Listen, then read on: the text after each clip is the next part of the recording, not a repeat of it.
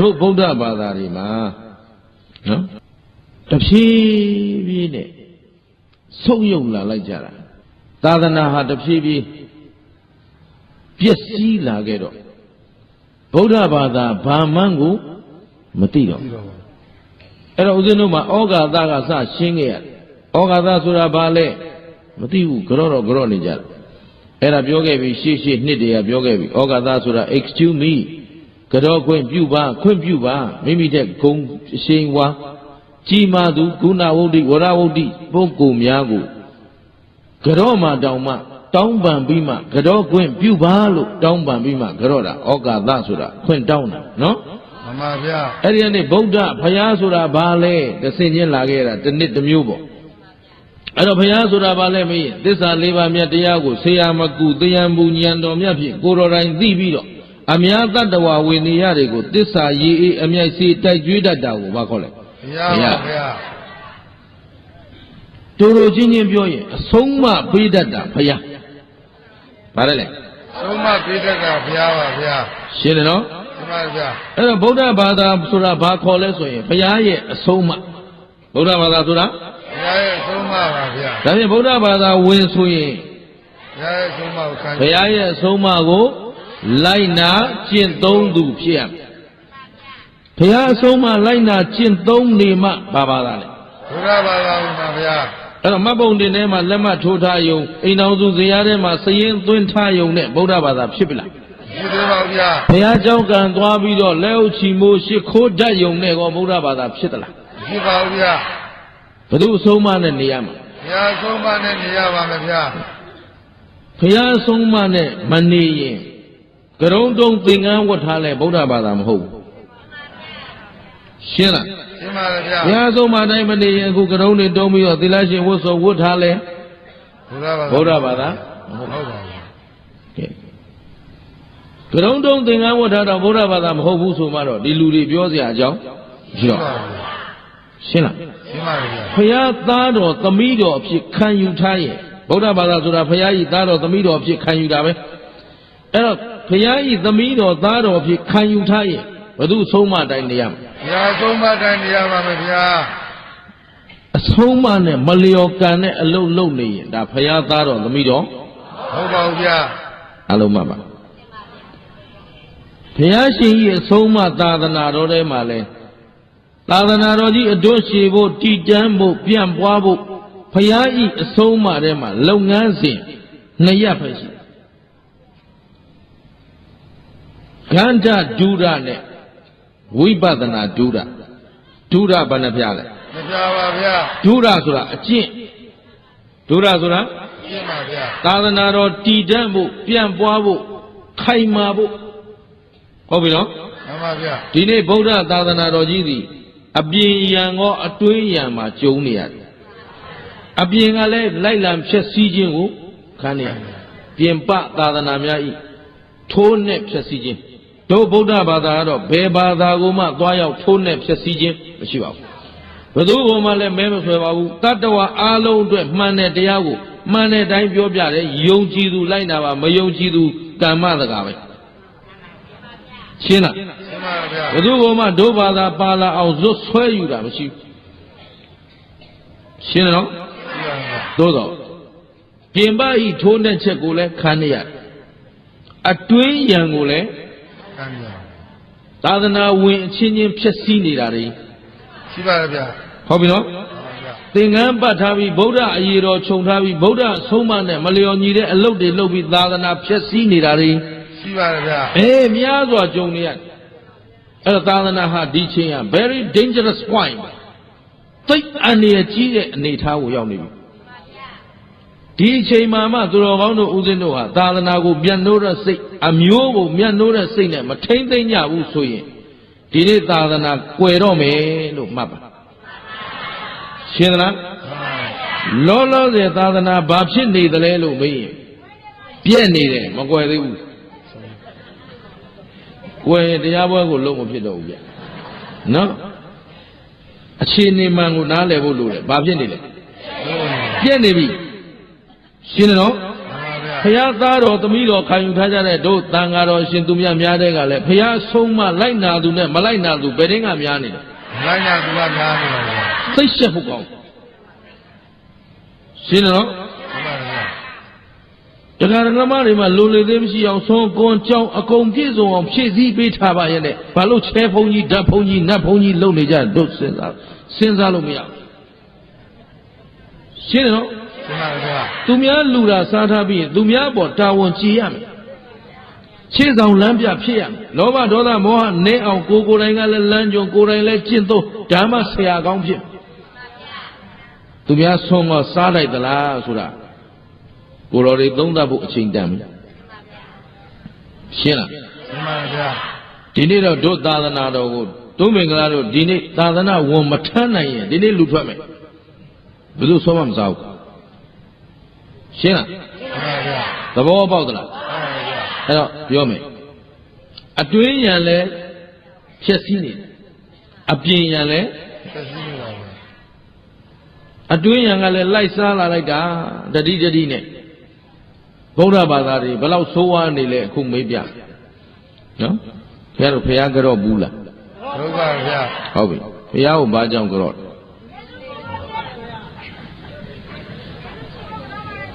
ရှင်းပိဋကတ်ကြီးအများကြီးဟောကျူရှင်တက်ထားတဲ့တယောက်နှစ်ယောက်ပဲဖြေလိုက်နော်ကျူရှင်တက်ထားလို့မွန်ပြည်နယ်ကရင်ပြည်နယ်လဲဟောသူတို့သတင်းရထားလို့ဖြေနိုင်တာခဲတို့ရည်နိုင်ပေမဲ့ကျုပ်ကငိုကျင်တယ်ခုဒါဒီတဲ့တရားလာနာကြတာအရကရုရဲ့ဘာသာဝင်နေလို့တတိုင်းပြည်လုံးလို့ပြောလို့ရပါပြီဥတုမင်္ဂလာရန်ကုန်မန္တလေးလဲဟောပြီးမှကချင်ပြည်နယ်ကိုတက်ပြီးကချင်ပြည်နယ်ဆိုတာမြန်မာပြည်ရဲ့ဟိုးမြောက်ဖြားအစွန်ဆုံးဗုဒ္ဓအိုနဲ့ဆွန်ပရာဘုံမှာကြံပါတယ်အဲ့ဒါလည်းနောက်နှစ်ကိုတက်ပြီးသာသနာပြုဖို့အစီအစဉ်ရှိပါတယ်အဲ့တော့အဲ့ဒီကနေဆင်းလာကြဟုတ်ဘိတ်ကောတောင်တစ်မျိုးပဲကြံတယ်ဘိတ်ကနေတစ်မျိုးချင်းပြန်တက်လာတယ်တနိုင်ငံလုံးမေးပါတယ်ဖယားဘာကြောင့်ကြောမှန်း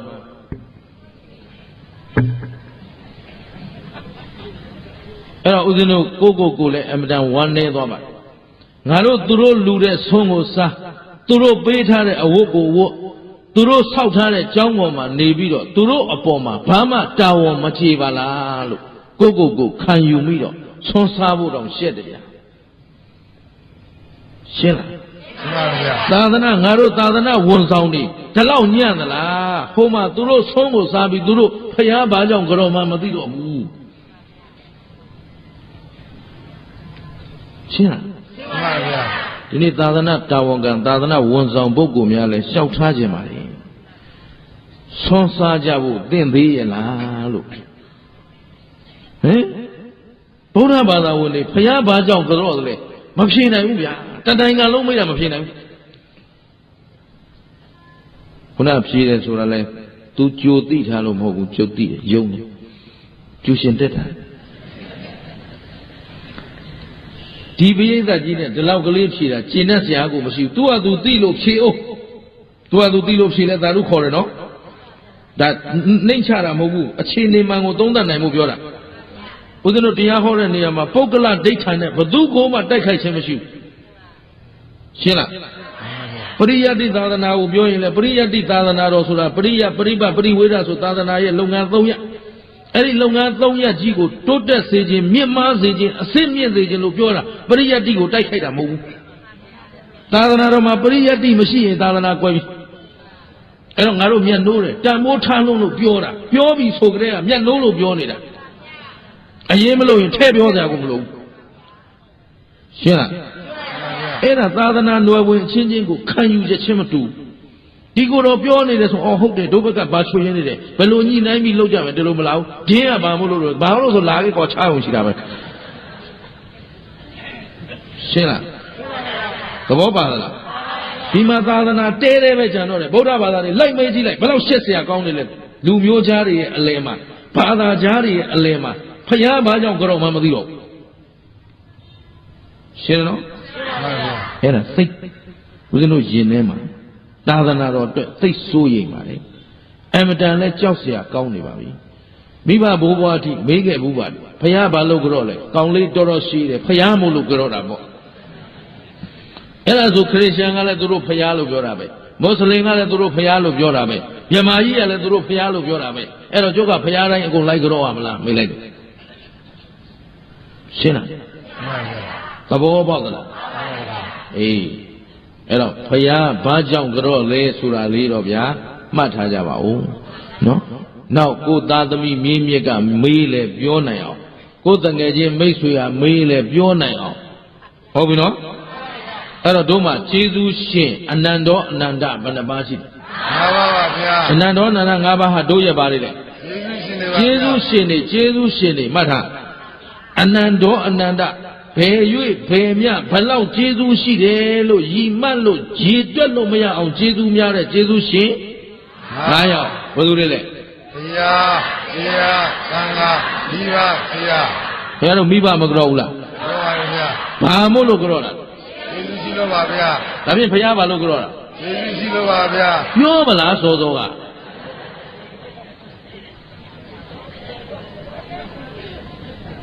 အများကြီးမရှိဘူးအကြောင်းတစ်ခုတည်း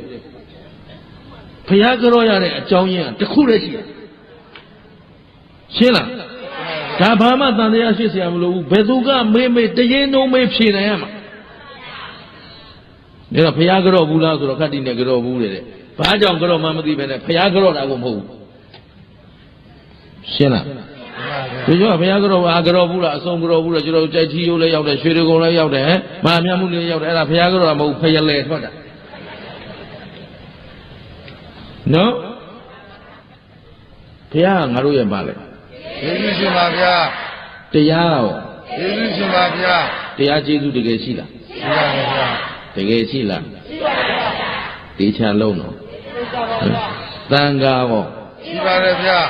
ကျေးဇူးရှင်နော် မှန်ပါဗျာ တန်ခါတွေကဘာလို့ကျေးဇူးရှင်ဖရာအဆုံးအမတွေကိုမပြောက်ပြက်မကွယ်ပအောင်ထိမ့်သိမ်းထားပြီးတော့ဒီနေ့အဆင့်ဆင့်လက်ဆင့်ကမ်းပြီးတော့ခမည်းတော်ရှေ့မှာတရားဟောနေတာကိုကပါလဲတန်ခါရှင်းသလား မှန်ပါဗျာ ဒါဖြင့်တန်ခါကျေးဇူးသည်ဖရာကြီးအဆုံးအမကိုငါတို့ကိုအစဉ်အဆက်လက်ဆင့်ကမ်းပေးလာလို့တန်ခါဟာလဲငါတို့ရဲ့ ကျေးဇူးရှင်ပါဗျာ အဆုံးမပေးမှကျေးဇူးရှင်ခြေကနံပေးရင်အဲ့ဒါဘယ်လိုပြောမလဲသာသနာဖြစ်လို့မှတ်လိုက်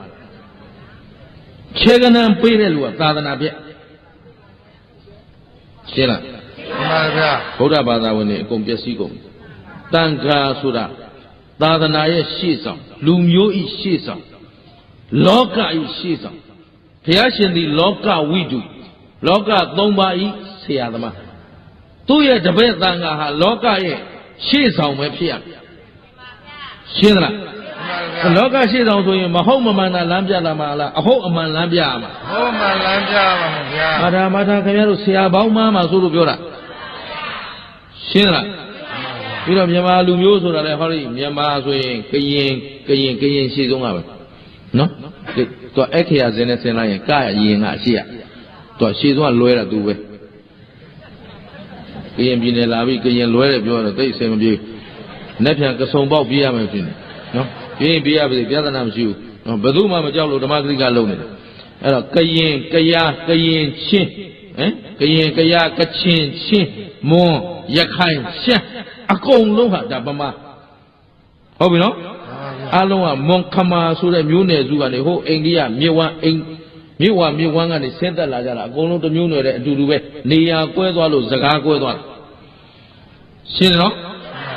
အဲ့တော့ဒီလူမျိုးတွေအားလုံးရဲ့ဇယိုက်ကိုကတိမြန်မာလူမျိုးများဤထူးခြားသောဂုဏ်မှုသည်အမတန်ပြင်းဤရှင်းလားနှစ်ပြင်းခြင်းကြောင့်ရေသာခိုဤအချောင်ကြိုက်ဤ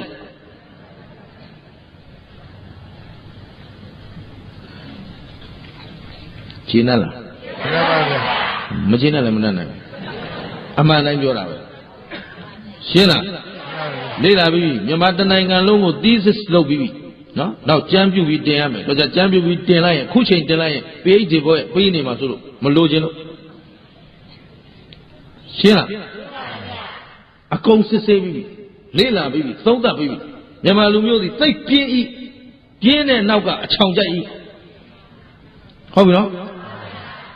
ချောင်ကြိုက်တယ်မကြိုက်ဘူးတော့တနိုင်ငံလုံးစစ်တမ်းတူးကြည့်လိုက်90%ရာခိုင်နှုန်းကချဲသမား3လုံး2လုံး1လုံးနဲ့အချိန်ကုန်နေချဲသမားနဲ့ဖဲသမားများဤချဲဖဲနောက်ကဘာလိုက်လဲအရက်လိုက်ဤဘာကောင်းတယ်အမျိုးကောင်းသမီးတွေလည်းပျက်စီးကုန်နော်အတုမယူသင့်တာယူတယ်အလွယ်မလိုက်သင့်တာရှင်းလားဒီတိုင်းပဲနေကြမလားသာသနာဘာဖြစ်နေပြီလဲပြည့်နေပြီပြောဘာဖြစ်နေလဲလူမျိုးရောအဲလိုကရင်ကောကောင်းကောင်းမွန်မွန်ထိန်းနိုင်သေးရလားနော်ကိုလူမျိုးလဲကိုပြန်ကြည့်အောင်ရှင်းနော်ကရင်ချင်းလဲရံဖြစ်ဟိုးပိုးနေကြတော့လဲပိုးချင်းချနေကြနော်အဲ့တော့တော့ပြောဟဲ့အောင်မင်းတို့ပိုးဖြူနဲ့အနီးတဲ့ဟာဟဲ့ကောင်လေးပိုးနဲ့ရှမ်းနဲ့ချကြည့်ကောင်းတယ်ပိုးနဲ့ဗမာနဲ့ချကြည့်ကောင်းသေးတယ်ပိုးနဲ့တရုတ်နဲ့တွေ့စောသားစောရသေးတယ်ကိုကမင်းတို့ပိုးချင်းကတော့သိကြည့်မကောင်းဆိုတော့မှာဘုန်းကြီးပြောတာဟုတ်တယ်ဟုတ်လားကဲအဲ့ကောင်လေးအဖြူလားအနီရောလားနော်ခုလည်းကရင်နေကြည့်မကောင်းအပြင်ရန်အတွင်းရန်ခံနေရတဲ့ထဲမှာအချင်းချင်းတည်ပြီးချနေကြတော့ဘယ်လိုလုပ်အဆင်ပြေတော့မလဲရှင်းလားသဘောပေါက်သလားကိုလူမျိုးကိုလည်းထိမ့်သိမ့်ဖို့များသိကြသေးရဲ့လားလို့ဦးဇင်းကပြောခြင်းတယ်ရှင်းလားအဲ့တော့လူမျိုးလည်းဘာဖြစ်နေလဲရဲ့ချင်းချင်းရိုင်းမင်းကြပါရှဲမထိုးကြပါနဲ့နှလုံးမထိုးကြပါနဲ့တစ်လုံးမထိုးကြပါနဲ့ငါတို့ပျက်စီးကြောင်းလူမျိုးပါပျောက်တော့မယ်တောင်းပန်ပါတယ်ရှင်းလားတို့ကရင်လူမျိုးလည်းအပြောက်မခံနိုင်ဘူးခင်ဗျားတို့ပြောက်ခံနိုင်တော့မပြောတော့ဘူးဟမ်အပြောက်ခံနိုင်သလားခံနိုင်ပါဘူးဗျာအပြက်ခံနိုင်သလားခံနိုင်ပါဘူးဗျာကရင်လည်းအပြောက်မခံနိုင်ဘူးကချင်လည်းအပြောက်မခံနိုင်ဘူးရှမ်းလည်း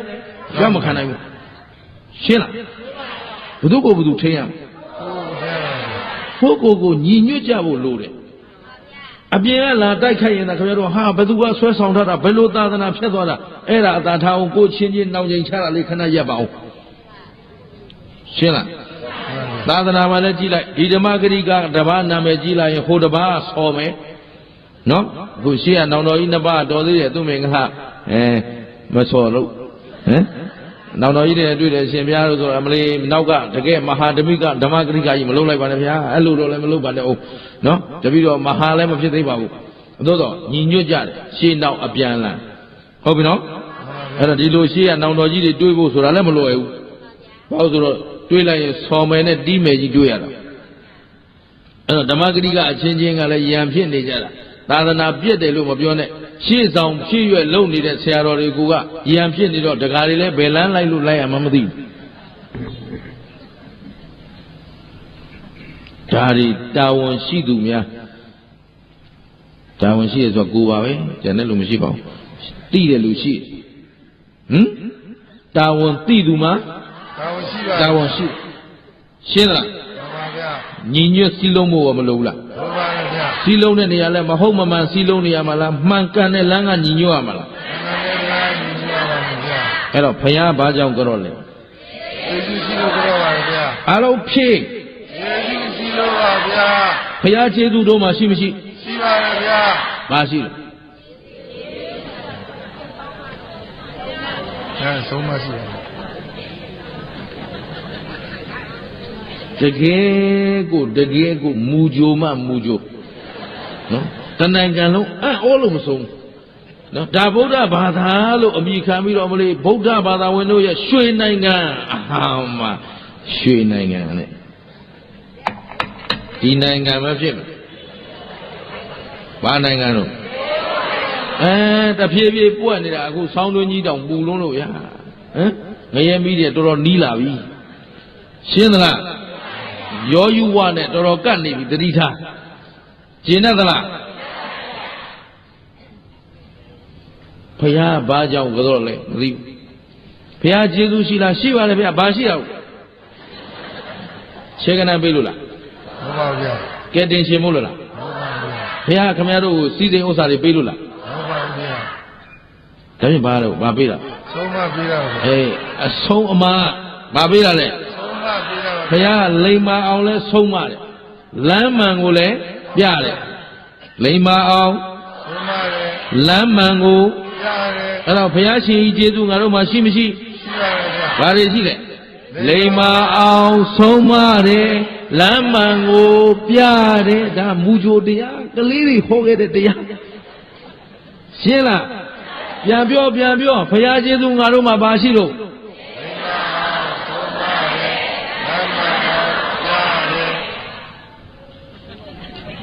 အဆင်ပြေလားအေးရောက်ရင်ကိုမီးကိုမတ်ခိုင်းထားပြီးငါမင်းပြောသမှာအေးလို့နော်ဟမ်ဘုရားကျေးဇူးတော်မှာရှိလားဘာရှိတာလို့ရှင်းသလားလိမ္မာအောင်ဆုံးမခြင်းလမ်းမှန်ကိုပြခြင်းကြောင့်ဘုရားကျေးဇူးတော်မှာရှိတယ်ကောင်းပြီဘုရားကိုဘယ်လိုကြောကြ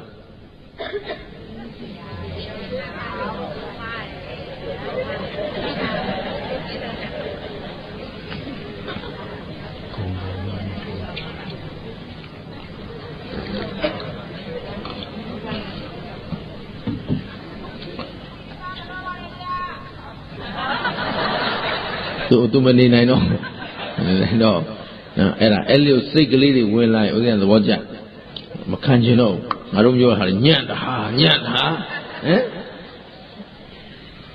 မလီကိုကမရှိတာထက်မသိတာထက် သိအောင်မလုပ်တာခက်ပါ မသိကျင်တာပိုခက်တယ်ပဲပြန်ပတ်သွားတာတို့နော်ဒါသူမင်္ဂလာပြောထားတယ်ဒါသူမင်္ဂလာမက်သက်မှာမရှိတာထက်မသိတာခက်တယ်မသိတာထက်မသိကျင်တာခက်တယ်အဲ့ဒါဘယ်သူမှပြောတာမဟုတ်ဘူးသူမင်္ဂလာပြောတာမသိကျင်တာတဲ့သိကျင်အောင်ဆောင်တာပိုခက်တယ်ရှင်းလားအဲ့ဘယ်သူစကားမှမဟုတ်ကျုပ်စကားမရှိတာတဲ့မသိတာခက်တယ်မသိတာတဲ့မသိကျင်တာခင်ဗျားတို့မသိကျင်လို့ခုကတရားလာဟောတာကိုမဟုတ်ဘူးသိကျင်အောင်ရှောက်လို့ရှင်းလားမသိလိုက်မသိပါလားနေရင်လူညွန့်တုံးလူပြည့်ရှုံးရှင်းလားသိအောင်လုပ်မှလူသိလိုက်တာမှန်သမျှသိရလောကမှာမတတ်အပ်တဲ့ပညာရှိပါဗျာ ရှင်းလားအဲ့တော့ဗမာပြင်းတယ်လို့ပြောတာအမလီနေသားသူနေလိုက်အေးနေသားမှာဒီမှာကြမ်းနေတာဒီပတ်ထိတ်စီးပါလဲလို့နော်မွဲကျင်တာ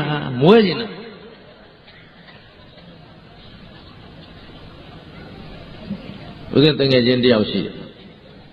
နော်မိုးကုန်းမြို့မှာ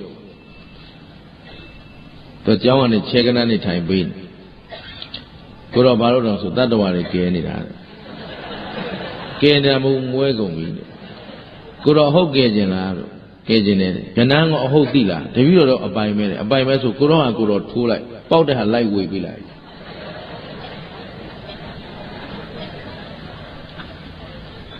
ကနန်းပေးမလို့လေအောက်ကလူတွေညံမရှိလို့မှပြဿနာတက်နေတာဒါလေးဖြစ်တတ်တယ်ညာလေးဖြစ်တတ်တယ်ဒါလောက်ကတော့လူတိုင်းလုပ်တတ်တယ်သူ့မင်္ဂလာကျွမ်းမှကျွမ်း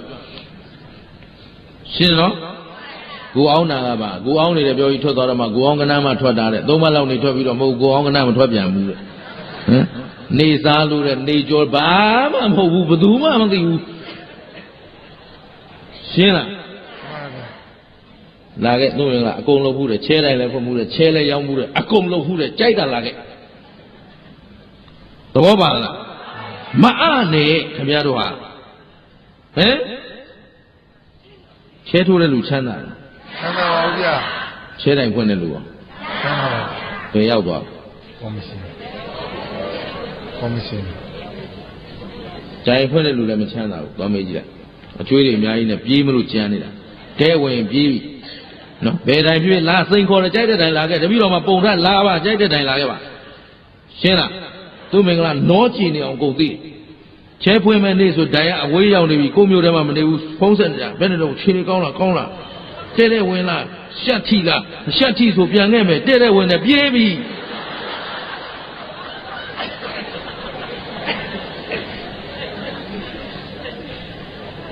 အလကားပြောနေအောင်ကျုပ်မှာ recording တွေအကုန်ရှိတယ်တယ်လီဖုန်းရေဒီယိုလိုင်းကနေစောင့်ပြီးဖမ်းထားတာအကုန်ရှိတယ်ကြိုက်တဲ့ကောင်တက်လာခဲ့အကုန်လုံးကျုပ်မှာတက်သိအကုန်ရှိတယ်ခင်ဗျားတို့အလုံးလို့ကိုခင်ဗျားတို့ဘက်ကလှုပ်ပေးထားတာ ရှင်းလားဒိုင်လည်းမစားအောင်ထိုးသားလည်းမွဲနေတယ်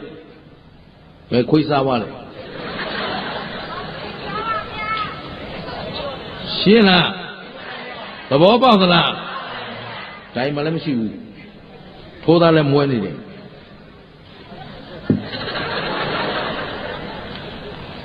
ငယ်တော့ကဖဲရိုက်ဘူးသူလိုပဲမနဲ့လဲလင်းရောဟဲ့အောင်မနိုင်လားနိုင်ဘူးမင်းရောမနိုင်ဘူးငါလည်းမနိုင်ဘူးဘယ်ရောက်သွားဆိုအကောက်စီရောက်သွားအားလေနော်အားလေဘယ်လိုလုပ်ပေးရမှမသိဘူးဒီလူတွေကိုရှင်းလားသဘောပေါက်သလားအဲ့တော့ဒီထက်ဒီလောက်ပြောလို့မှဆက်အားသေးရင်လည်းသဗ္ဗေသတ္တာဓမ္မတကာနေရကြတော့မတတ်နိုင်တော့ရှင်းတယ်နော်ငါတို့လူမျိုးပြည့်စည်နေပြီသာသနာလည်းပြည့်စည်နေပြီဓမ္မခမရတို့မပြင်နိုင်သေးဘူးဆိုရင်တော့လူမျိုးလည်းကွယ်တော့မယ်သာသနာလည်းကွယ်တော့မယ်လူမျိုးအပြောက်ခံနိုင်လားသာသနာအကွယ်ခံနိုင်သလားအေးကြည့်ဖယားကိုဘယ်လိုကြော့မလဲလို့မေးရင်အဲ့ဒီနေရာကြီးပွိုက်မယ်ဘယ်လိုကြော့မယ်လို့သိချမ်းမှဖယားကြော့တတ်မယ်ဖယားကြော့တတ်မှဖယားနဲ့တွေ့မယ်ဖယားနဲ့တွေ့မှဗုဒ္ဓဘာသာအစစ်ဖြစ်မယ်ရှင်းလားအဲ့တော့မှဖယားကြော့တဲ့အခါမှာဖယားဤကျေးဇူးကိုသိပြီးကြော့မှဖယားကြော့တယ်လို့ဆိုတယ်ရှင်းမလားဖယားကိုဘာကြောင့်ကြော့ရလဲကျေးဇူးရှင်မို့လို့ကြော့ရတယ်သေချာလို့သူမင်္ဂလာရောင်ဝါမသိဘူးမှတ်ရင်သေချာမှတ်ဖယားကိုဘာကြောင့်ကြော့ရတာလဲဖယားကျေးဇူးငါတို့မှာရှိမရှိဖယားကျေးဇူးဘာတွေရှိလဲလှုပ်တွတ်လဲလှုပ်လိမ္မာအောင်ဆုံးမတယ်လမ်းမှန်ကိုပြတယ်ဒီလိုလုံးမဖြစ်မှာရှင်းတယ်နော်အများကြီးဝေဖန်တယ်သူမင်္ဂလာရှင်ဘုရားတရားဟောနေတယ်မတူဘူးမိန်ကုန်းပြောနေတယ်တူတယ်အေးဟုတ်တယ်မိန်ကုန်းလိုက်ပြောနေတယ်ဘာဖြစ်သေးလို့ကွာနော်သင်္ကန်းဝန်းနေမလို့မဟုတ်ရင်ဒီလူမျိုးတွေဒီထက်ခက်ကြမ်းကြမ်းကိုပြောအောင်ပေါ့တို့ဘုတ်ကျုပ်ပြောခဲ့သလိုတို့နိုင်ငံအဲ့ဒီနိုင်ငံဖြစ်နေပြီရှင်းလားအေးတို့ကဘိုလ်ချုပ်မဟုတ်လို့ဘုန်းကြီးဖြစ်နေလို့ဘိုလ်ချုပ်လို့မပြောတာပြောချင်တာအဲ့ဒါလို့ရှင်းတယ်နော်ရှင်းရောရှင်းလားဘုရားကျေးဇူးတို့မှာပါလေရှိတယ်အဲ့တော့ဘုရားကိုဘယ်လိုကြော့ကြမလဲကျေးဇူးသိပြီးမှကြော့ပါမယ်ဘုရားပြောအေးကျေးဇူးသိပြီးကြော့နိုင်သူမှဘုရားကိုကြော့ဘူးသူလို့ဆိုတယ်ရှင်းမလားအဲ့တော့အနေနဲ့ရရမှာပေးခဲ့တဲ့ဥပမာပဲဆက်ပေးမယ်ကျုပ်လည်းဘုရားကြော့တတ်တာမကြသေးဘူးတကယ်သူများသာဆရာလုပ်နေတာနော်ကိုလည်းမကြသေးဘူးဟိုးလွန်ခဲ့တဲ့နာဂိတ်ကိစ္စပြေးကြလွားကြသွားကြလာကြရင်းဆိုတော့စိတ်ပင်ပန်းလာတော့တရက်မှခတ်မသိတော့ဒေါသဖြစ်ကိုယ်တပည့်တွေကိုဒီလောက်ညံ့ရမလားဒီလောက်အသုံးမကျရမလားပေါ့လေဖြစ်ချင်တာမဖြစ်တော့သူမင်္ဂလာလည်းတရားလက်လွတ်သွားတယ်ဒေါသထအမှန်တော့ဒေါသငကိုကလေးကရင်လူဘဝကလေးကရင်အမတန်ဒေါသကြီးတာခုထိလည်းမလျော့သေးဘူးနော်ကြွားအောင်မယ်ကိုเจ้าကိုနော်အဲ့တော့လူဘဝတုန်းကတော့သူမင်္ဂလာကစကားသိမ့်မပြောတဏီကုံနေလို့လည်းတခွန်းပြောခြင်းမှပြောတာကိုလို့ရမယ်အလုပ်ရှားကြံလုပ်နေတယ်မကျေနပ်ထထိုးပလိုက်တာပဲသိမ့်မပြောအဲ့တော့အခုယဟန်ဘဝဖြစ်နေတော့ထထိုးလို့မရတော့ဗဇက်ကတွတ်ပွားဖြစ်လာလို့လားမသိဘူးတရားဟောတဲ့ဓမ္မဂရိကဖြစ်လာနော်အဲ့တော့မကျေနပ်တော့ဒေါသကြီးဖြစ်နေတာငါသားတယောက်မှမလာနဲ့ပြောတယ်သဘောပေါက်တဲ့လူကတခါတည်းဆွဲခေါ်သွားတယ်နားကိုကတ်မခတ်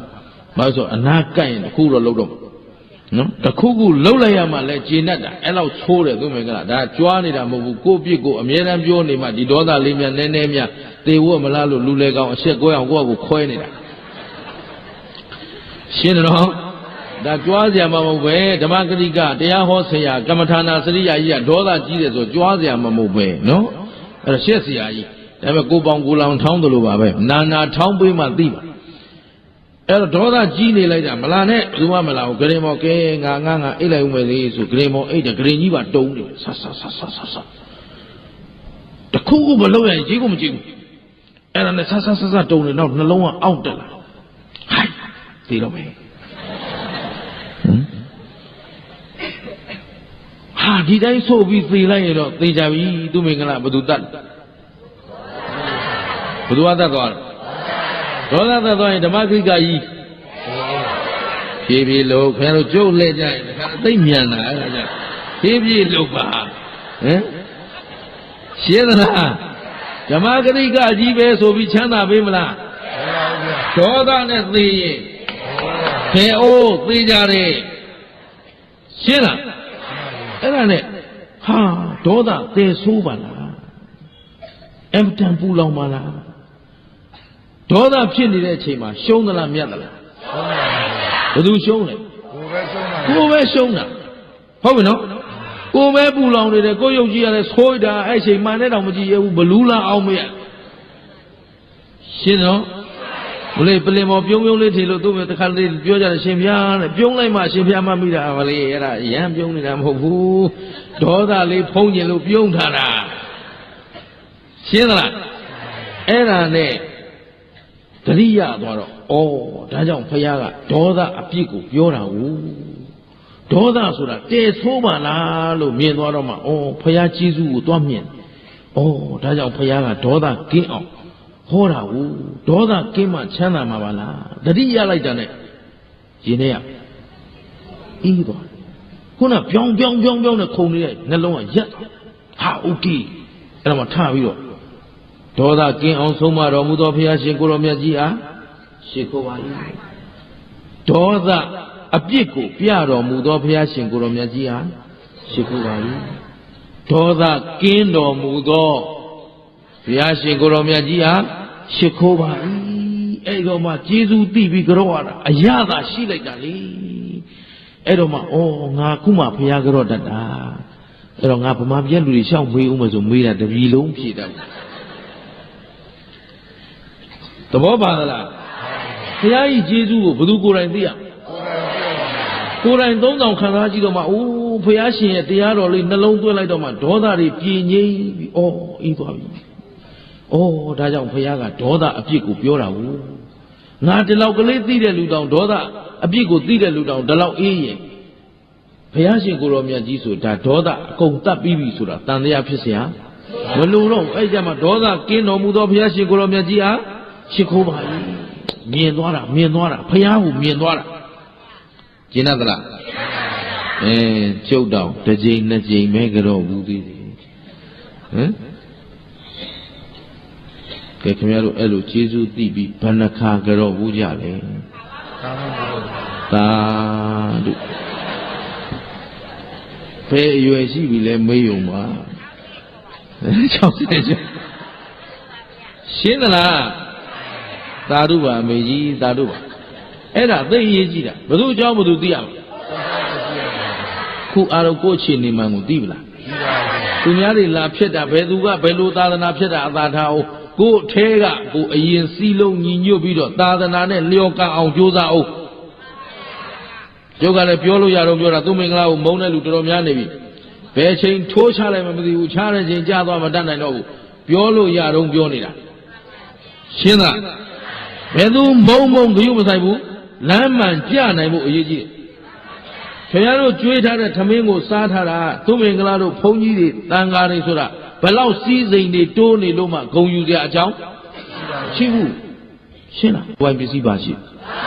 ဘာမရှိစားတော့လေသူများလှူတာစားဝတ်တော့သူများလှူထားတဲ့သင်္ကန်းဝတ်ရတာဘယ်လောက်ကောင်းတဲ့သင်္ကန်းဝတ်ထားလို့မှမန်တက်เสียအကြောင်းမရှိဘူးကျောင်းနေတဲ့ကျောင်းအောင်သူများဆောက်ပေးထားတာသူများတတွေးကပေါ်နေပြီးတော့မှဂုံယူကြွားဝါနေတာလမ်းမှန်ဟုတ်ရဲ့လားဟုတ်ပါဘူးဗျာစားနေတဲ့ထမင်းပေါ်တာဝန်ကြည့်ရဲ့လားလို့ကိုယ့်အကိုပြန်တွက်အောင်ရှင်းလားတန်ခါမှန်ရင်ဒီအသိသိအရေးကြီးတယ်ဒီနေ့သာသနာဒါယကာတွေကိုဦးဇင်းတို့စိတ်ထဲမကောင်း နှစ်ပေါင်း1500ကျော်ဗမာပြည်မှာသာသနာထွန်းကားနေတာကျောင်းကြီးတွေဆောက်ခဲ့တာလည်းမနေတော့ဘူးသင်္ကန်းတွေလူခဲ့ပေါင်းလည်းကထိန်ကပ်ပြန်ပြီဝါဆိုကပ်ပြန်ပြီကတ်ကြပြန်ပြီရှင်းတယ်နော်ဆွန်ကုန်းဝေယဝဆဆွန်လောင်းသင်ကြီးတွေလှုပ်ကြလောင်းကြလှုပ်လိုက်ကြတာဒီလောက်လှုပ်နေတဲ့လူတွေဖယားဘာကြောင့်ကြော်မှန်းသိအောင်ဒီဆွန်စားနေတဲ့ကိုတော်တွေမပြောနိုင်ဘူးရှင်းလားတို့ဘက်ကတာဝမချေဘူးလို့စိတ်ထဲမှာဒီလိုခံစားအဲ့တော့အလုံး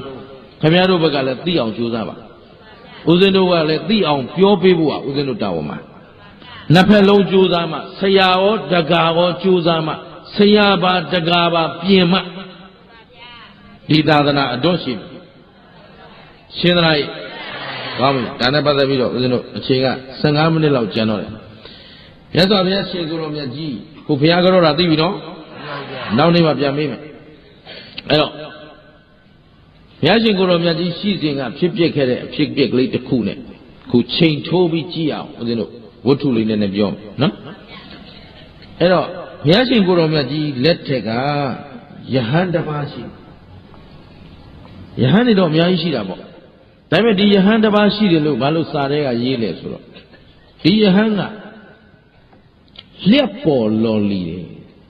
ဗါလဲလျက်ပေါ်လော်လီပါဗျာသူများအံ့ဩအောင်သူများအထင်ကြီးအောင်ရှောက်လုပ်တယ်ရှင်းနော်ဘယ်လိုယဟန်မျိုးကိုလျက်ပေါ်လော်လီတယ်လို့ခေါ်တယ်လဲလို့ဆိုရင်လတ်လာပါအလုံးကဘုံကံအလုံးကအထင်ကြီးရန်အလုံးကဟုတ်ပြီနော်ယဟန်နဲ့မအပ်ဆက်သောအလုပ်တွေကိုရှောက်လုပ်တတ်သောယဟန်များအလုံးကိုလျက်ပေါ်သောယဟန်များလို့ခေါ်ရှင်းလားဒီနေ့တည့်တယ်ပြောရင်ခြေကနံပေးသောယဟန်များဘေးရင်ဖြောသောယဟန်များဆေးကုသောယဟန်များရေမန်းပေးသောယဟန်များဖျောင်းနိုင်ပေးသောယဟန်များရှင်းလားအဲ့ဒါအားလုံးဖျားအဆုံးကနဲ့မညီတဲ့လျက်ပေါ်သောယဟန်များလို့ခေါ်တယ်သာသနာပြုမဟုတ်ဘူးပါလေသာသနာဖျက်ကြည့်ရတယ်နော်မှန်ပါဗျာသာသနာပြည့်နေတယ်မပြည့်ဘူးကြည့်ပါဖျားပွဲလုပ်တဲ့အခါဖျားပွဲဆိုကြတဲ့ကရင်ဘေးမှာပွဲမပါဘူးလားဇတ်သပင်အညိဒါဟာဖျားအားပေးခဲ့တာလားဖျားကရှောင်ခိုင်းခဲ့တာရှောင်ခိုင်းခဲ့တာပါဗျာနိစ္စဂိတဝါရိတဟာမင်းတို့အာကုသိုလ်กว่าမဟုတ်ဆိုးတစ်သက်လုံးသက်တဲ့အာကုသိုလ်ထက်တောင်ရတကွက်မီးရှို့တဲ့အာကုသိုလ်ကပိုများတဲ့တောင်ရတကွက်အာကုသိုလ်ထက်ဇတ်သပင်တညအာကုသိုလ်ကပိုများတယ်အကြီးဆုံးအာကုသိုလ်ပဲမလုံနဲ့လို့ပြောမှဘုရားပွဲဆိုပြီးဘေးမှာဇတ်အရင်ရောက်လာတယ်ရှင်းလားအဲ့ဒီနောက်ကဘာလိုက်လာလဲအရက်ဆိုင်ဟမ်အရက်ဆိုင်နောက်ကကစားဝိုင်းဆိုတော့အရက်တော့တာရောဘုရားကဆောင်ခိုင်းတာလားရှောင်ခိုင်းတာဘုရားကဒီလုံးမလုံးနဲ့လို့ပြောတယ်သူ့ဘေးတွေရက်ဆိုင်ဖွင့်လောင်းကစားချဲဆိုတာလည်းလောင်းကစားပဲနော်လောင်းကစားကိုဘုရားကအားပေးသလားဘုရားရှင်ရဲ့အဆုံးအမထဲမှာလောင်းကစားလုပ်ပါလို့ပါသလားမပါတာကိုတော်ကမလုံးနဲ့ပြောတယ်ကျိုးတို့လုပ်တယ်ဘာဖြစ်သေးတော့ဘေးတင်လောင်းကစားဝိုင်းချတာအဲ့တော့အဲ့ဒီပွဲဟာဘုရားပူဇော်တဲ့ပွဲလားသာသနာဖျက်တဲ့ပွဲလားဖြစ်တဲ့ပွဲပြီးနေပြီဒါသာသနာပြည့်တယ်ဆိုတာထူးပြောစရာကိုမလိုတော့ရှင်းလားဒီတိုင်းပဲနေတော့မလားဒီတိုင်းပဲအပြစ်ခံမလားမပါဘူးဗျာပြက်ပြီးရင်မဖြစ်မလားကွယ်လိမ့်မယ်တတိထားဘယ်သူမှတာဝန်ရှိတယ်ဘယ်သူမှတာဝန်ဒီနေ့သာသနာပြည့်နေတာဘယ်သူတွေကြောင့်ခင်ဗျားတို့ကြောင့်ပဲအားလုံးတာဝန်ယူပါဘယ်သူတွေကြောင့်လဲတာဝန်မသိတဲ့လူတွေကြောင့်ပြည့်ရှင်းတယ်နော်အဲ့တော့ဒီနေ့သာသနာပြည့်နေတာဘယ်သူကြောင့်လဲတာဝန်မသိတဲ့လူတွေကြောင့်သူများလက်ညှိုးမထိုးနဲ့ဘယ်သူမပြုဘူးပါဗျာဦးဇင်းတို့ကိုအမြဲတည်းထားတယ်မဲသာသနာပြုမှလားဖြတ်မှလားကိုစဉ်းစားတယ်ပြုမှဆိုရင်တော့မှန်တာမှန်သမျှပြောတော့ဟုတ်ပြီနော်သူတစ်ပါးကြိုက်သည်ဖြစ်စေမကြိုက်သည်ဖြစ်စေအမှန်တရားဆိုတာကြိုက်တဲ့လူနေတယ်ရှင်းတော့ငါဒီတရားဟောရင်ရန်သူပေါ်တော့မယ်သိတယ်ကြိုက်သလောက်ပေါ်ပါမတတ်နိုင်ဘူးတတ်ရင်လည်းသေလိုက်ရုံပဲရှင်းတယ်နော် ပြောလိုက်တာတော့ပြောအများအကျိုးရှိမဲ့သာသနာနဲ့လျော်ကန်တဲ့အလုပ်ကိုသူများထမင်းစားထားရင်တာဝန်ကျေရမယ်ရှင်းလားသဘောပေါက်သလားဘာလဲလျက်ပေါ်တဲ့ယဟန်ဆိုတာအဲ့ဒါပြောဘုရားကယဟန်များဆေးမကူရတစ်တိပေးခြင်းပန်းပေးခြင်းမပြုရတခါလည်းပြောထားတယ်ဘေးတွေမဟောရရှင်းတယ်နော်ဘေးတွေမန္တန်အင်းအိုင်ခလက်လက်ဖွဲ့ရဘုရားကဆောင်းခဲ့တာလားပယ်ခဲ့တာအေးဘုရားလမ်းမှန်ပြသွားတာအဲ့ဒီဘေးတွေမန္တန်မန္တရားတွေကဘာမှမဟုတ်ဘူးဟေးတဲ့တိုက်ဆိုင်မှုတစ်ခုပဲဘယ်ဟာမှအမှန်မဟုတ်ဘူးတဲ့ဘေးရင်ဆရာဘာသိလဲသွားမေးတယ်ကြိုက်တဲ့ဘေးရင်ဆရာခေါ်ခဲ့လိုက်သူတို့ကဏန်းပြောတာသူသိတာဘာမှမပေါ့ဘယ်နှခုနဲ့မွေးတော့ခုနှစ်နဲ့စားရင်ဘယ်လောက်ကျွင်းတဲ့အတွက်ဟောဒါပုတိဘွားအထွန်းဘွားတိုက်ဘွားဆိုဘာဖြစ်တတ်တယ်ဘာဖြစ်တတ်တော့ဘယ်ဒီခုမွေးနေ့ကဘယ်လောက်တော့ဘယ်လောက်ဩအဲ့ဒါဆိုတော့ခုနှစ်ကဏန်းသမား6ကဏန်းသမားဆိုဘာဖြစ်တယ်သူကဏန်းပြောတာ6ပြောတာသူဘာမှမသိဘူးရှင်းလားဟုတ်အကန်းကပြောတာအယူကယုံတာပဲရှင်းသလားသဘောပေါက်သလားဘုရားရှင်ကိုတော်မြတ်ကြီးကအဲ့ဒါလို့စိတ်ကူးရင်ခံမှန်တစ်ခုမှမပါဘူး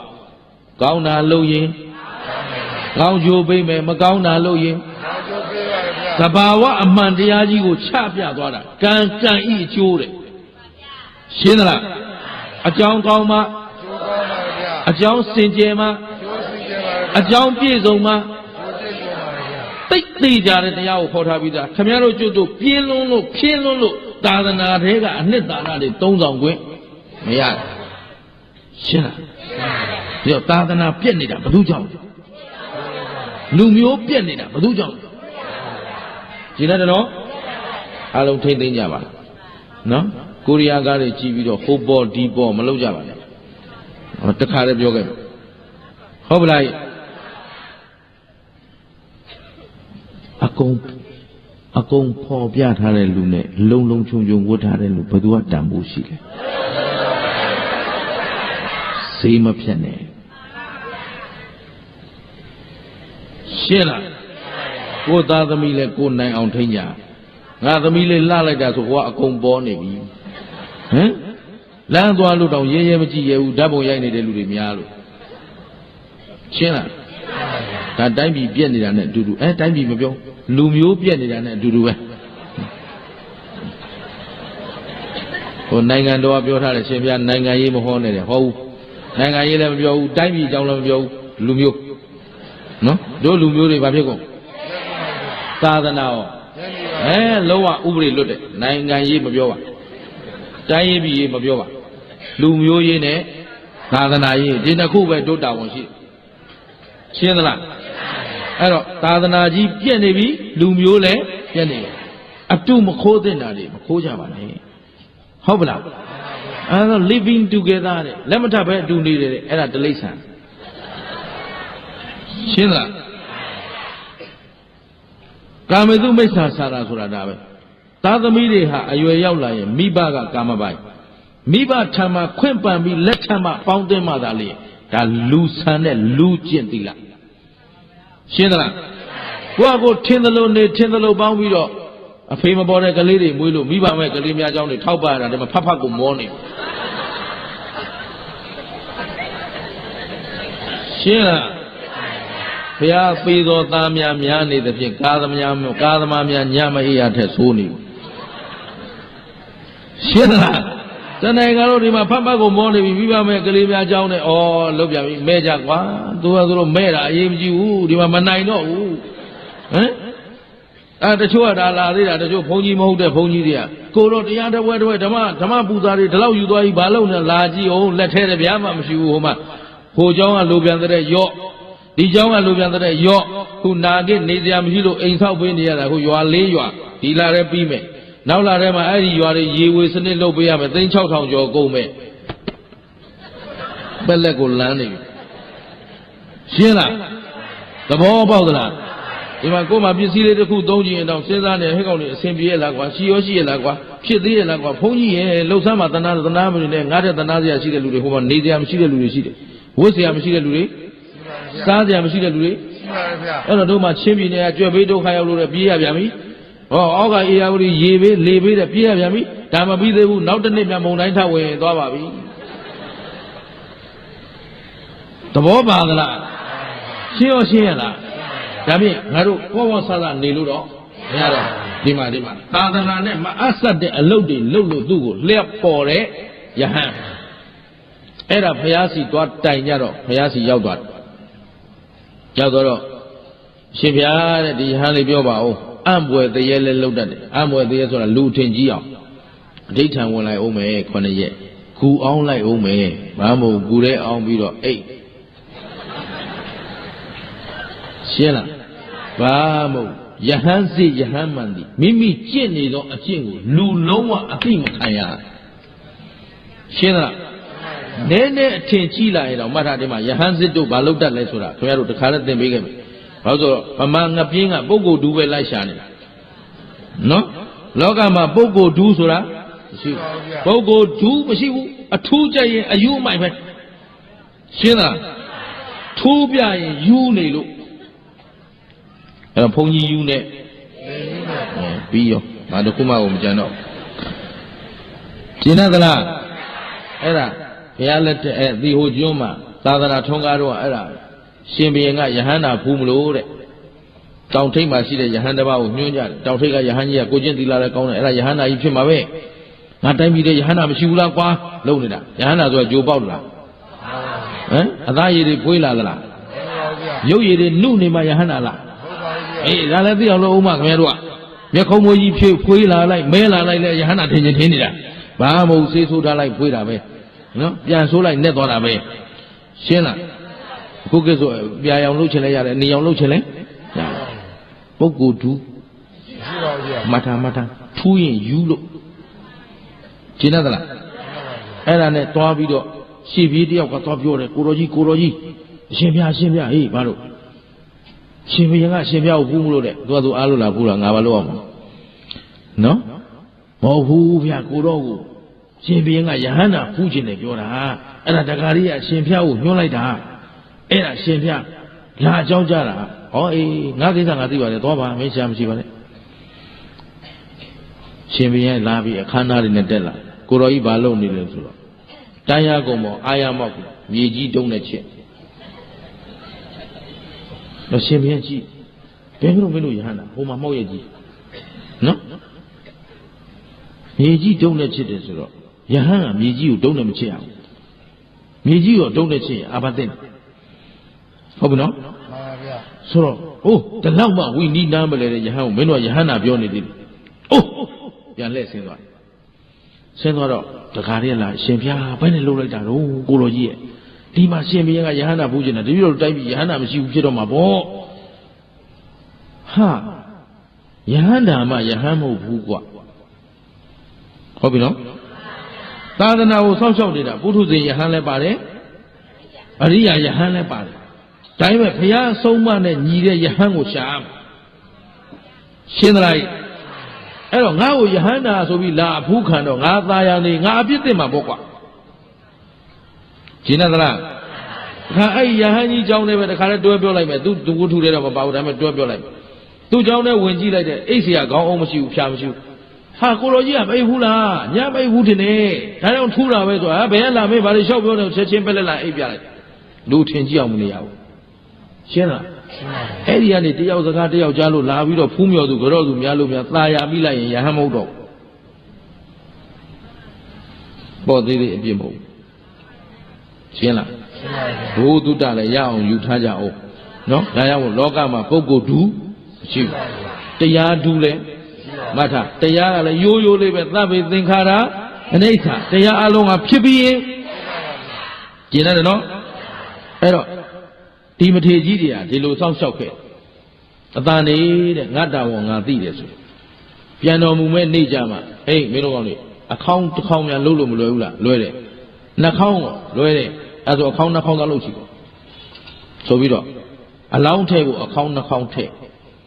ပြီးကြောင်းရောက်လာရှင်ပြနှစ်ခုပြီးပြီဗျဟောပြီးပြီလားအေးငါလည်းတော်လားမသိဘူးဝင်ကြည့်လိုက်အောင်မလားဆိုပြီးထဲဝင်ပြီးအိတ်လိုက်ပြန်တော်မူသွားပြီပြန်တော်မူပြီးဒီအခေါင်းကြီးနှာခေါင်းလုံးကောင်းငင်ပေါ်ဝင်ရှင်းတယ်နော် ကောင်းကင်ဘုံဝဲနေတော့အာလူတွေအုံးကျကျနဲ့ဖြစ်ကုန်ပြီဒီအလောင်းကြီးနှလောင်းဟာဘလို့ဖြစ်တာတော့ကောင်းကင်ဘုံအလောင်းနှလောင်းပြန်နေတဲ့တောင်ဘုံကကိုတော်ကြီးပြန်တော်မူလို့ဆိုတော့ဟာရှင်ဘုရင်စီတရင်ရောက်သွားတယ်ဟာဘာဖြစ်လို့ရှင်ဘုရားသွားကြောတဲ့ကိုတော်ရှင်ဘုရားဝီနည်းနဲ့မကြည့်ဘူးဘာညာပြောခဲ့တဲ့ကိုတော်အခုပြန်တော်မူပြီးကောင်းကုန်မဲ့ခေါင်းခွဲနေပြီထွက်ကြည့်အဲ့ချိန်ရှင်ဘုရင်ကိုးကွယ်တဲ့နန်းဦးကျောင်းတိုက်ကစာချနေတဲ့ဘုန်းကြီးကလည်းစာချရဲ့တန်းလန်းဆိုတော့ကံတန်ဃာတွေယုံယုံနဲ့ထိမ့်မြောက်ဘာဖြစ်ကြတာတော့မင်းတို့ဟာကဆိုတော့အခေါင်းကြီးနှခေါင်းပြန်တော်မူပြန်နေလို့ဘယ်ကိုတော်တို့တောင်ပေါ်ကျောင်းကကိုတော်ပြန်တော်မူတာဟာနှခေါင်းလုံးကိုတော်ပါလားမပါဘူးတစ်ခေါင်းပဲပါတာတစ်ခေါင်းကအလွတ်ဟာအဲ့ဒါဆိုဘုံရှင်ကရှင်မိပြီးတို့လည်းသွားလိုက်အောင်မယ်အဲ့တော့ငါရှင်တို့ငါကာယကံမဝစီကမတော်ကအပြစ်ရှိခွင့်လို့ကြယဟန်နေကိုရင်နေအကုန်တောင်းပန်ပြီးတော့ကဲသွားပြီဟေ့ဆိုအခေါင်းနဲ့ပြန်ဇန်နဲ့ပြန်သွားပြီးတော့ကဲသူနားတယ်ယဟန်နာရှိတယ်သူမသိဘူးအသိရောခံသလားယဟန်နာအဖြစ်နဲ့ဖူးမြော်ခံရမှာလားအဆုံးမပေးနိုင်ဖို့ဟာအဓိကလားဆုံးမပေးနိုင်ဖို့အဓိကပါဗျာမှတ်ထားပုဂ္ဂိုလ်တူးမရှာနဲ့ပြက်နေပြီသာသနာကရှင်းသလားသဘောပေါက်သလား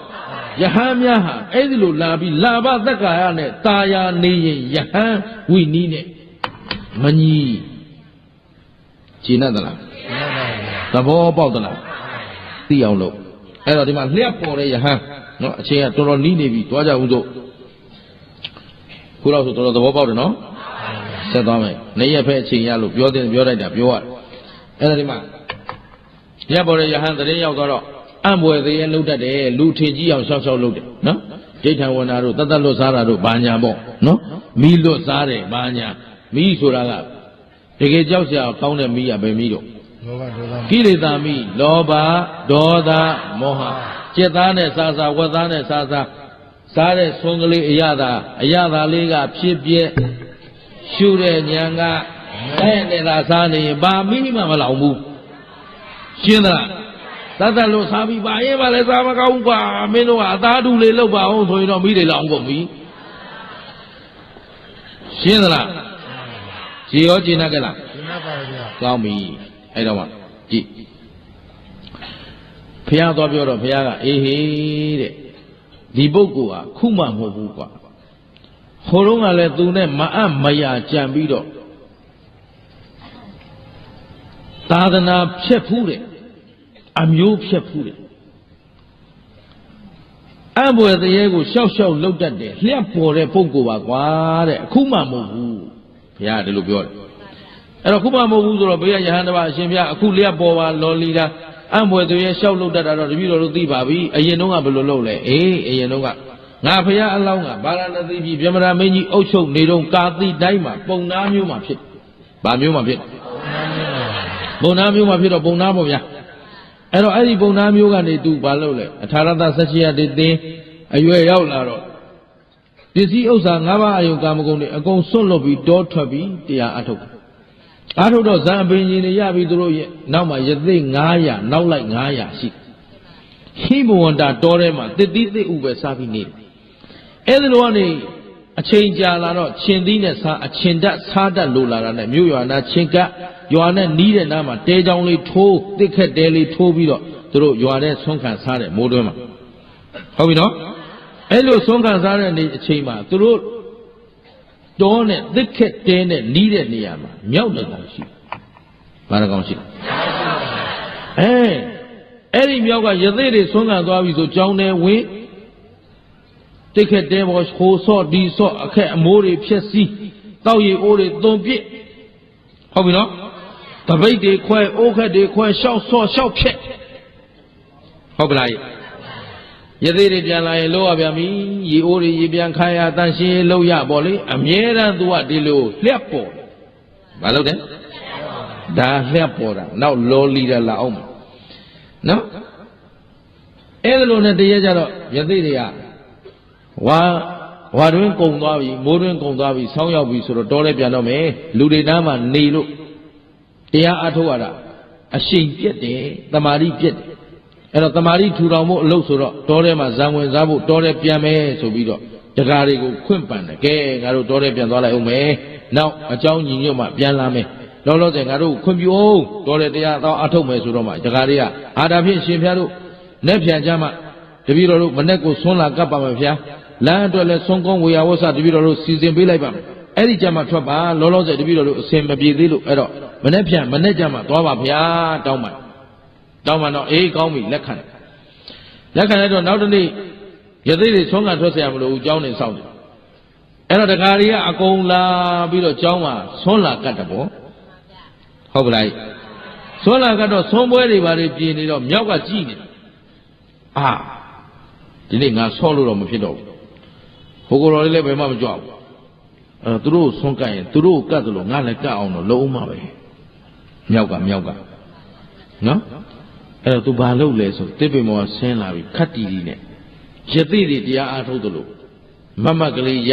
ပြီးတော့မျက်စိလေးမှိတ်နေပဲလှဲ့ပြီးတရားအားထုတ်ချင်အောင်ဆောင်မြောက်ကဟမ်ဘာလုပ်တယ်လော်လီယာနော်စောတော့ဟိုဖြက်ဒီဖြက်လောက်တာကလျက်ပေါ်အခုလိန်တော့မှာဒါဘာလုပ်တာလော်လီတာ तू မလုပ်ဘဲနဲ့လှုပ်ချင်အောင်ကောင်းတာ तू မသိပဲသိကြအောင် तू မတတ်ပဲအဲ့ဒါကိုဘာပြောလဲလော်လီတာအဲ့ဒါတခါတည်းခတ်တည်းတရားထုတ်သူတို့လူတွေအောင်းနေဟာကြည်သားသူတော်ကောင်းသားချင်းကပ်ပြီးတော့ကြည်သားတလိပ်ဆန်တော်သူတော်ကောင်းဖြစ်နေတယ်ရှင်းသလားအမတန်ဆောတဲ့မြောက်တော့ငြိမ်လေးဟိုမှာကြည်သားတရားထုတ်နေတာနေပဲလှည့်ပြီးတော့ရသေးတွေနဲ့တော့ဆိုတော့လက်ဥတွေပါလေချီလို့မြောက်ကိုလူတွေကလေခက်တယ်ရှင်းသလားအဲ့ဒါပဲတို့ဟိုမန္တလေးတိုင်းထဲမှာစင့်ကိုင်နားမှာရှိမွေဖယားဘေးမှာစပကြီးမွေဘိန်းကျွေးပြီးထားတာနော်အဲ့ဒါကိုသွားကြတော့တဲ့လူတွေကဖယားကြတော့လားမွေကြတော့ကြဖယားကမြင်မွေလေးတို့ကြည့်လဲကန်ကြည့်လိုက်မွေထိုင်ကြတော့ပြီးပြန်သွားမွေဆိုတာလူလားတိရစ္ဆာန်ဒါအဲ့လိုအုံတော့မရှိဘူးဆိုရင်ဒီတိုင်းပဲရှင်းသလားဘုရားပေါ်မွေတက်တာမဆန်းနဲ့နော်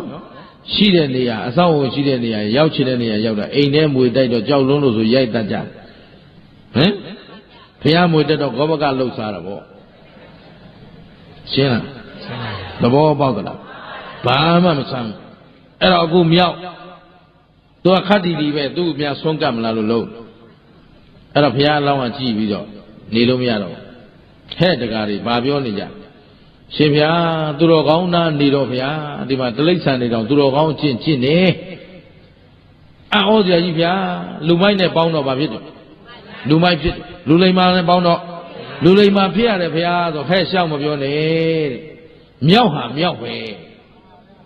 ဗါတဲ့မြောက်ပါဗျာမင်းတို့အသိဉာဏ်မဲလိုက်ကြတာကွယ်တဲ့မြောက်ဟာမြောက်ပဲအရင်နေ့တွေတော့ငါတို့ဆုံးခံသွားကျောင်းကိုဂျွန်းတို့မောက်ကိုဖျောက်အကုန်လှုပ်ထားတာရေအိုးတွေသွန်းပြပါလေလို့ပြဒီနေ့မင်းတို့လာမှဒီဆုံးခဲပွဲတွေမြင်လို့ဒီကောင်ဘာလုပ်နေတာလော်လီနေတာဟန်ဆောင်နေတာအလကားမြောက်ရှင်းလားဘုရားလောင်းကမနာလို့ပြောလိုက်ကြလားဝန်တိုလို့ပြောလိုက်ကြလားသူဆိုးနေခွဲစားသွားမှဆိုလို့လားမပန်းတာကိုမမှန်ဘူးလို့ထောက်ပြမဟုတ်တာကို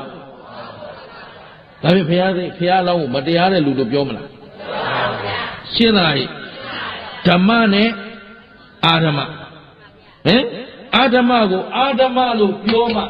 တရားဆောင်လို့ဖြစ်တယ်တရားကိုလည်းတရားလို့ပြောမှတရားဆောင်လို့ဖြစ်တယ်အာဓမ္မကိုဓမ္မပါလို့လုပ်နေရင်ဒါတရားဆောင်သူလားမတရားဆောင်သူလား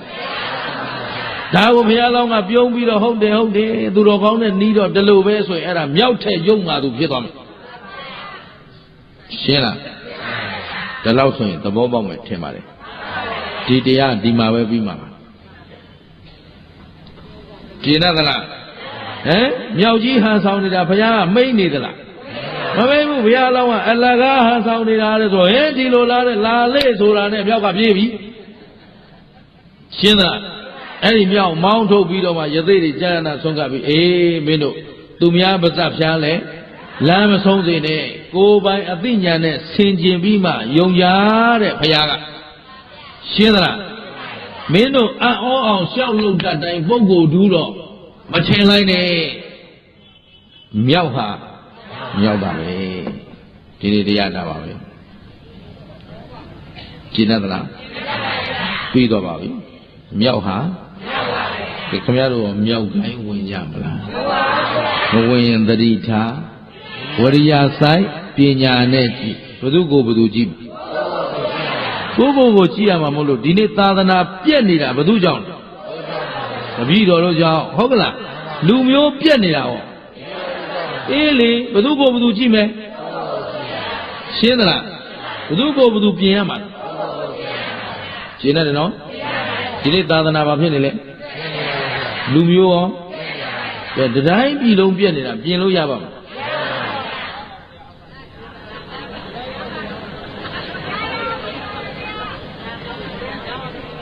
မရဘူးဆိုရင်တော့ပြန်ရုံပဲနော်နားချိန်မရှိတာနဲ့အတော်ပဲရနိုင်လားမရနိုင်ဘူးပြင်နိုင်သလားနေဦးမေးဦးမယ်ပြင်ရဲလားဒီစားလုံးတော့ခုခေတ်ကြီးကမဟုတ်တာလုပ်တဲ့လူမှကြီးပွားတာဟုတ်တာလုပ်တဲ့လူဆိုသိမဟုတ်ဟုတ်တာလုပ်ရဲလားနေသွားပြီမဟုတ်တာပယ်ရဲလားပြင်ရဲလားသိကြတယ်နော်ဘယ်သူကိုယ်တိုင်ပြင်ရမှာလဲရှင်းတယ်နော်အဲ့တော့တိုင်းပြည်လုံးပြက်နေတာပြင်လို့ရပါမလားဟမ်ရမရရတယ်လို့ယုံလားမပူနဲ့ခင်ဗျားတို့တိုင်းပြည်လုံးလှည့်ပြင်စရာမလိုကိုပဲပြင်ပေးပါလှည့်អော်ဖို့ကကျုပ်တာဝန်ထားလိုက်ရှင်းသလားကို3ရက်တစ်မျိုးလှည့်អော်နေတာဘာမှမပူနဲ့နော်ဘသူကိုဘသူတာဝန်ယူတယောက်တည်းပဲတာဝန်ယူရမှာများသလားရှင်းတယ်နော်